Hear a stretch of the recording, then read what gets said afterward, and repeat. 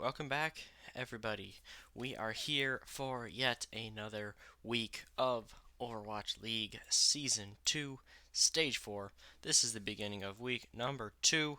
Um, just a little note, this doesn't matter as much for the first video, but I will be uploading both videos today. I'll be uploading the entire weekend because I am going down to Tennessee for vacation, and I am not as confident with my time and ability to get it streamed and recorded down there. So I'm going to do it all today. So then, and just upload them today, just so you know. So probably will not be an upload the next couple of days, but we will have our two videos for predictions for the week for sure.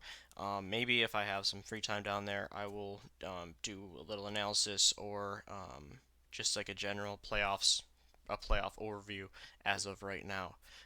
But yeah, so just thought I'd let you guys know, and we will jump into the predictions right about now. So we got some very interesting matchups these next couple days, and in the broader week in general. And I'm going to outline a couple of teams that I think it's make or break time, especially with their matchups. So the first one I look at is Guangzhou Charge. So they've gotten off to a good start this stage. They've won both of their matches. Um, I thought that this would be a very good meta for them. Nero is one of the top Hanzo players, and Happy is one of the best Widows, and those are two very important heroes right now. The team's been together a while. I really like their backline. I think they're pretty underrated, honestly, especially Shu on the Zenyatta slash Ana. Um, so their two wins have knocked them up to 11 and 12. However, they do have two very important matches and two tough matches this week. They're taking on, as you can see, London right away today, and then tomorrow they're taking on their little rivals in Hangzhou. And London and Hangzhou are the number 6 and 4 teams right now in the league. So these are two very good teams, two hard tests for them. If they win these two matches, they'll be above 500, and I'd say they're basically like set as long as they don't lose out. They're in extremely good shape for the play-in tournament. But if they lose both of them, then all of a sudden they could find themselves on the outside looking in of the play-in tournament. As we do have a lot of teams that are at 9 or 10 wins and a couple that are at 11 as well. So it's still extremely tight. I think this is this is the couple days that matter the most to the Charge. And if they win both of these matches, I would consider them legitimate title threats. Um, if they can make their way out of the play-in bracket, I think they could win the whole thing if they have good showings here. And then for me, honestly, the other team, they don't have as hard of matchups, but it's Atlanta. So Atlanta's been kind of a team where we talked about them as like, yeah, the record isn't that good, especially when they were down to 9 and 12 at one point. They had lost 5 matches in a row in stage 3, but they were all extremely hard matches. They were against like I think all those 5 losses were like top 8 teams. It's something like that where they were not facing easy opponents at all, and they were keeping those matches very close. So, of all the teams that are fighting for the play-in, they have one of the best map differentials. I believe they're actually at 0 right now. Check the standings real quick, and they're at 10 and 12. So they've done well in maps, and this is really their week. This is really their week to do it. I mean, they're sitting at 12 right now. That's right. They're actually at plus two. They're at 10 and 12 plus two. So, essentially for them, a tie with any of these teams like Guangzhou, Chengdu, Dallas. Maybe we'll see about Valiant. Valiant might be interesting because of their map differential. But Houston, if they end up tying with like any of these teams, they will win the tiebreaker because their map differential is a lot better. So they have a real chance to catapult themselves into that like 10 and 9 region right now. They're sitting at 12, and if you see they have two games this week, and they are both quite winnable games, but they're also quite I mean they're losable as well, of course. They're taking on Paris as well as Houston. They're in the second half of the week, so. These are two teams that they're pretty much right behind you in the standings. It's another situation where they win both of these. They're at 12 and 12. Their math differential is going to be positive by at least 4, maybe like 6 or even 7, something like that. At most, they could, if they sweep both, they could go to plus 10. So they could put themselves in very good shape here with a couple weeks to go. But if they don't really show up, they lose a game, or if God forbid they lose both of them, then they're in big trouble as a team, and they could very well see themselves watching the play-in tournament from their couches. So those are just a couple of teams that I wanted to highlight, and of course, there's a lot of important matches for everybody right now, except for Florida and Washington and Toronto. Those three are done. I would say Boston is essentially done as well. They're in pretty much win-out territory, and I mean the way they've been playing the last stage and a half, I'd say it's very, very, very unlikely that they win out. So, without further ado, we're going to go into the matches themselves. So, I just talked about Guangzhou a little bit ago. Will they beat Spitfire? I'm going to say no. I think it's close. London, they looked pretty good against Dallas. They're 2-0 this stage. They honestly haven't looked quite as good as I thought they would in the 2-2-2, but it is still pretty early. Um, Still kind of adjusting to getting back on these heroes that they used to play. And I mean, they're still scary. They're still extremely scary. This is a similar meta to the one that they won it all with. So you could very well see these guys pull it off. And even though, like I said, I really like Guangzhou. I like the moves they've made. I like the roster. I think they're really starting to come together. I don't think they're quite ready to take down London. I think this one probably goes to 5. I'm going to say we see a map 5. London just kind of clutches it out. I'm sure Profit and Gesture will make some absolutely massive plays. Birdring will probably have a couple of pop-off moments as well. The only thing that I find a little lackluster about London right now is the support line. I think Bedosian has been worse than he was last year. I think his production has dropped off pretty significantly, honestly.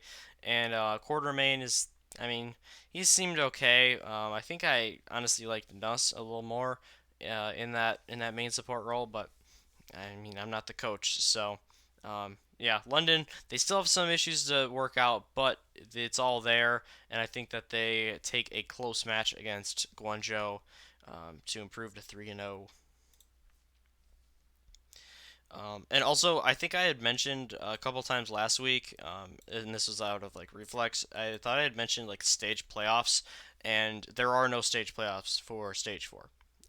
After the stage is over, we will go directly into the. Well, I think there's a short break, but the play-in tournament will happen shortly after the stage. So if I did say that before, yeah, there's a little omission there.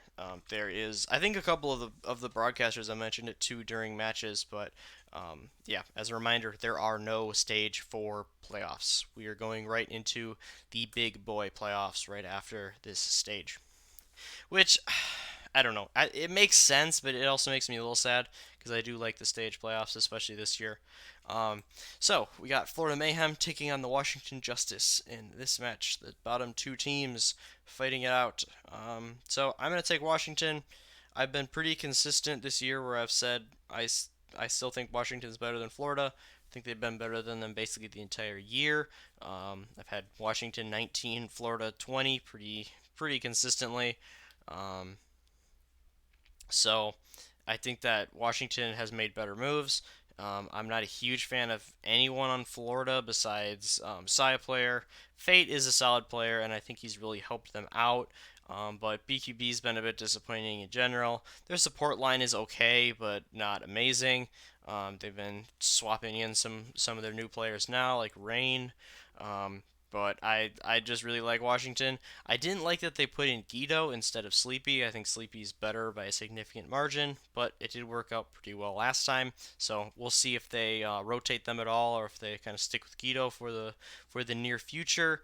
But I mean, Corey is a huge threat on that Widow. Stratus is great on the Pharah. Otto is one of the top Genjis. So there are definitely things to like about Washington. One little side note about them: there are two tanks that they signed, including Elivote from Team formerly of Team Envious and Contenders. They are no longer They are not going to be in LA probably for the whole stage, I believe. They're having visa issues, so they will probably be without their new tank line for the rest of the season. But I think that Jonathan Sansam are good enough to at least beat Florida. So I think Washington wins this one in a defensive battle. I'll say 3-1. We got Shanghai Dragons. They're sitting at 13-10. One of those first teams that's going to be in the play-in tournament if the season ended today. But they are like right behind Spitfire. They're right behind Gladiators. They're only a little bit. They're a game and a half, I believe, behind the Spark. So every match is important for them. And Toronto, I mean, I don't want to rub it in, but again, since stage one, Toronto was 5-2. End of that stage. Since then, they are 2-14.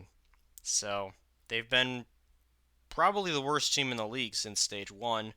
Maybe better than Florida, but I think Washington's honestly been better than them consistently since stage number one. So I think Shanghai wins this one. I think they win it pretty easily. Toronto has they more recently they've been dangerous on control maps, but Shanghai is also very good at control maps. That's one of their specialties. So I'm going to give Toronto a map. I think they take map one or three.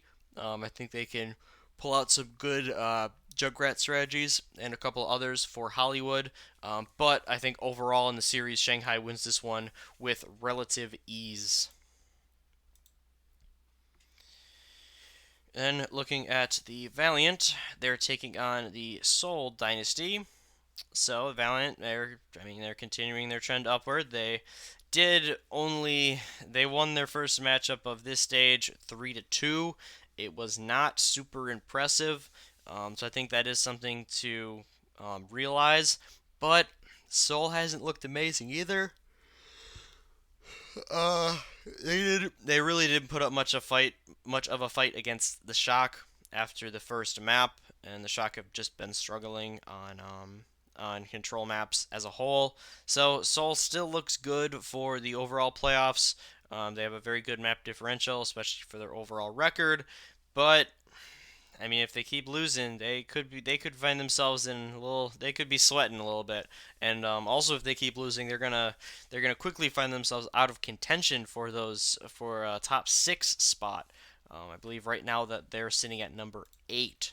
So as you can see, their map differential is pretty darn good at plus 13, even though that's right, they're 0-2 this stage, so they're at 12-11. So you can see, I mean, if they lose to Valiant, that'll be another team that's at 10, and then they'll be at 12. So if you're a Seoul fan, I would be a bit nervous. They haven't looked amazing in this meta. I think that not having Fissure is really starting to have an impact on them. And even though the Valiant didn't look amazing, Space is back and he's an impact player for sure. So I'm going to actually go with the Valiant here. I think they score an upset. They have looked good in these close matchups as of late. They took down the Spark earlier in the stage playoffs, even though it was a bit of a different meta. But they took down a great map 5 team on a 5th map, and I think that carries over to this match too, and they win 3-2 in a scrappy. It should be scrappy back and forth for sure. But I like the Valiant in that one. So then we got New York Excel versus Paris.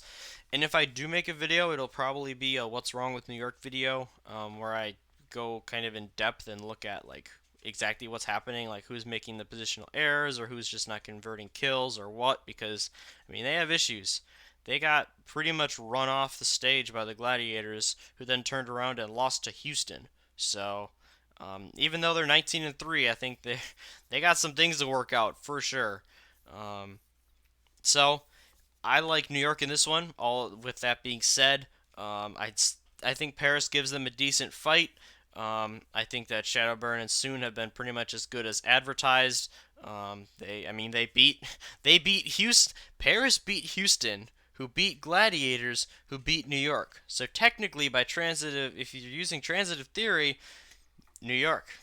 New York is not as good as Paris. Paris is a better team. but I will take New York. I think they win this one. Um, I think that they don't want to drop any more of these games. I think that after the Gladiator game, they're going to have tightened the screws up. And I mean, Gladiators are a stronger team than Paris. But still, the way they lost that, I'm sure they're not going to be, they were not happy about. What I'm most curious about for New York is if we see any lineup switches.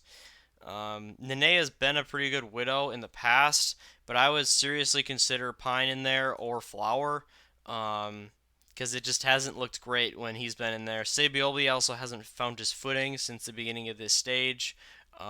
So yeah, there are issues for New York. This could be a decently close match, but I'm gonna take New York winning it 3-1. Then another one that really piques my interest: Houston Outlaws versus Philly Fusion.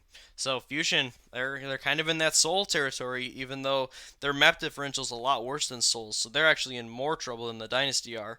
Um, so Houston, disappointing loss to start the stage against the Paris Eternal, but then they came with a crazy upset against the Gladiators.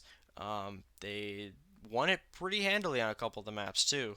First map was close, but then 2 and 4 honestly didn't feel very close to me.